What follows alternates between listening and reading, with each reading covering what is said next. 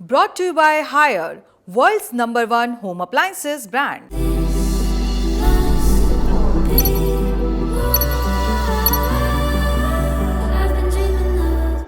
मेरे बिना ट्रम्प चुनाव नहीं जीत सकते थे, ये कहना है स्पेसएक्स टेस्ला के मालिक और ट्रम्प के भूतपूर्व दोस्त एलन मस्क का। कभी ट्रम्प की तारीफों का पुल बांधने वाले मस्क आज अमेरिका में तीसरी पार्टी के अस्तित्व का जिक्र कर रहे हैं। कहा जा रहा है इसकी जद में एक बिल है और एक कॉन्ट्रैक्ट और सब्सिडी जो अमेरिकी सरकार एलन मस्क को देती थी, जिस पर अब रोक लगी है। ट्रम्प ने सोशल मीडिया पर पोस्ट कर लिखा था, हमारे बजट में अरबों डॉलर बचाने का सबसे आसान तरीका है कि एलन मस्क को मिलने वाली सरकारी सब्सिडी और कॉन्ट्रैक्ट्स रद्द कर दिए जाएं। मुझे हमेशा हैरानी होती थी कि बाइडेन ने ऐसा क्यों नहीं किया। ट्रम्प की पोस्ट को शेयर करते हुए एलन मस्क ने लिखा, राष्ट्रपति के मेरे सरकारी कॉन्ट्रैक्ट रद्द करने के बयान के बाद अब स्पेसएक्स अपने ड्रैगन स्पेसक्राफ्ट को तुरंत डिकमीशन करने की प्रक्रिया शुरू करेगी।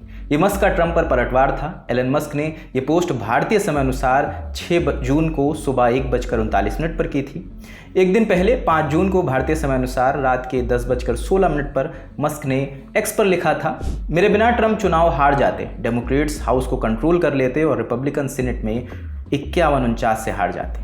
ट्रम्प जवाब देने में भला कहाँ ही पीछे रहते हैं। उन्होंने जवाब भी दिया, कहा एलन मस्क इस बिल के बारे में किसी भी अन्य शख्स से ज़्यादा जानते थे। मस्क को समस्या तब हुई जब उन्हें पता लगा कि मैं ईवी की अनिवार्यता में कटौती करने वाला हूं। डोनाल्ड ट्रम्प आगे कहते हैं, मैं एलन मस्क से बहुत निराश हूं, मैंने उनकी मदद की थी। वे बिल के अंदरूनी कामकाज को यहाँ बैठे किसी भी व्यक्ति से बेहतर जानते थे। उन्हें इससे कोई परेशानी नहीं थी। अचानक उन्हें परेशानी हुई और उन्हें जब पता चला कि हम ईवी अनिवार्यता को खत्म करने जा रहे हैं तो उनकी परेशानी और बढ़ गई।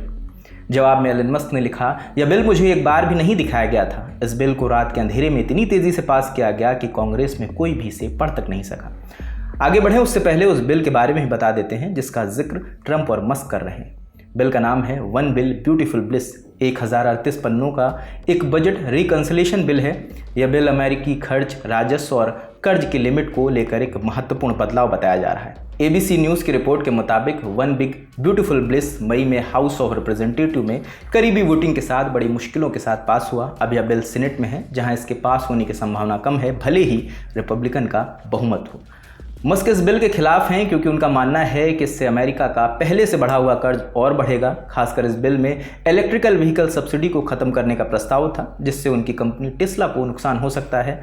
मस्क ने इस बिल को आपत्तिजनक और अपमानजनक तक कह डाला है क्योंकि उनका कहना है कि इससे देश की वित्तीय स्थिति और खराब हो सकती है। 6 जून को ही एलन मस्क ने एक पोस्ट में लिखा था, अब एक बड़ा धमाका करने का वक्त आ गया है। डोनाल्ड ट्रम्प का नाम एप्स्टीन फाइल्स में है। यही असली वजह है कि अब तक उन्होंने इसे सार्वजनिक नहीं किया है।